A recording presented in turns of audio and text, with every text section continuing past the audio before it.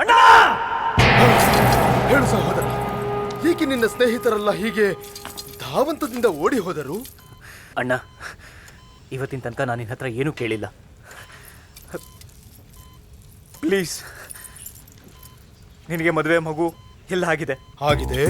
ನನಗೇನೂ ಆಗಿಲ್ಲ. ಆಗಿಲ್ಲ? ಸೊ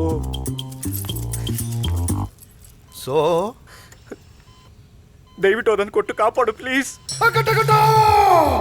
ಹೀಗೆ ಅಂತ ಗೊತ್ತಿದ್ರೆ ನಾಟಕ ಅರ್ಧಕ್ಕೆ ಬಿಟ್ಟು ಬರ್ತಾ ಇರ್ಲಿಲ್ವೇ? ಅಯ್ಯೋ ದುರ್ವಿಧಿಯೇ, ಇದೆಂತಹ ವಿಪರ್ಯಾಸ, ಇದೆಂತಹ ವಿಪರ್ಯಾಸ! ಒಪ್ಪುವೆ, ನನಗೆ ಮದುವೆ ಆಗಿದೆ, ಮಗನೂ ಇದ್ದಾನೆ. ಆದರೆ ಅದಷ್ಟೇ ಸಾಲದು, ಕೊನೆಯವರೆಗೂ ನಾನು ಪುರುಷನಾಗಿಯೇ ಇದ್ದು ಹೋಗಲು ಅದೇ ಆಧಾರವಲ್ಲವೇ? ಹೇಳು ಸಹೋದರ, ನಾನು ಕರ್ಣನ ಪತ್ರ ಮಾಡಿದ್ದಾಗ ಕವಚ ಕಿತ್ತುಕೊಟ್ಟಿದ್ದೆ ನಿಜ. ಅದು ಕರ್ಣ